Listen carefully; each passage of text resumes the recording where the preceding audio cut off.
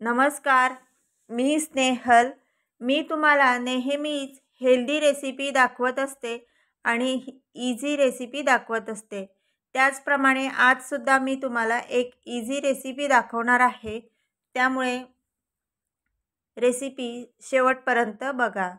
आता इथे आपण 2 बटाटे घेतलेले आहेत आणि 2 बटाट्यांपासून आपण ही रेसिपी बनवत आहे.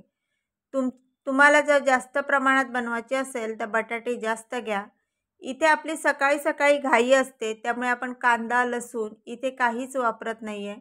कांदा लसूण न वापरता आपल्याला अगदी मस्त अशी ही रेसिपी तयार करायची आहे. कारण सकाळी आपली खूप घाई असते, त्यामुळे घाईच्या वेळेस उपयोगी पडेल अशी रेसिपी मी तुम्हाला दाखवत आहे. या माझ्या रेसिपी तुम्हाला आवडत असतील तर जास्तीत जास्त लाईक आणि शेअर करा. आता इथे आपण बटाटे जे घेतलेत ते धुवून घ्यायचेत. 2 ते 3 पाण्यामध्ये आपल्याला हे बटाटे धुवून घ्यायचेत. बटाट्यामध्ये स्टार्च असतो, त्यामुळे बटाटे चांगले धुवून घ्यायचे. आता इथे आपण कढई ठेवलेली आहे आणि कढईमध्ये तेल टाकून तेल तापलं की त्यामध्ये जिरं, मोहरी आणि कढीपत्ता टाकायचा आहे.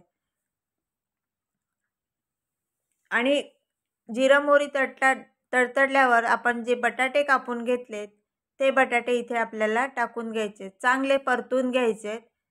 कांदा लसूण न वापरता सुद्धा ही जी रेसिपी आहे ही खरंच खूप सुंदर होते, म्हणून मी आज तुमच्यासोबत शेअर करत आहे. आणि ज्यांना बटाटे आवडत नाही ते अगदी आवडीने ही बटाटे खातील. आता इथे आपण हा मसाला घेतलेला आहे. हा मसाला आपण कोल्हापूरवरून मागवला आहे.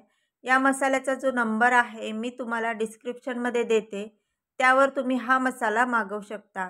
आता हा मसाला आपण इथे 2 चमचे टाकलेला आहे आणि चांगलं असं परतून घ्यायचं आहे.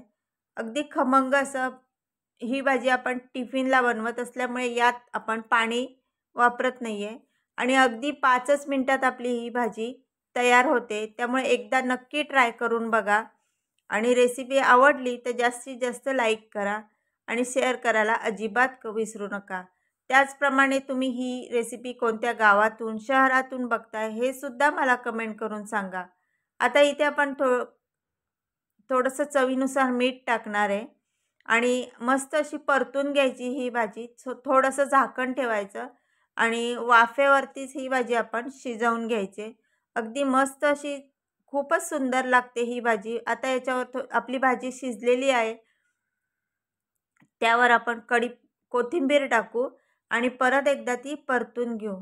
तर ही भाजी नक्की एकदा ट्राय करा. व्हिडिओला जास्तीत जास्त लाईक आणि शेअर करा. तर कशी वाटली ही रेसिपी नक्की कमेंट करून सांगा. आपली ही भाजी तयार झालेली आहे. ही भाजी तुम्ही भाकरीसोबत, चपातीसोबत आणि अगदी वरण भातासोबत सुद्धा खाऊ शकता. एवढी मस्त अशी ही चटपटीत आपली भाजी तयार झालेली आहे. ही भाजी मी आज टिफिनसाठी बनवलेली आहे. तर कशी वाटली ही रेसिपी? थँक्यू.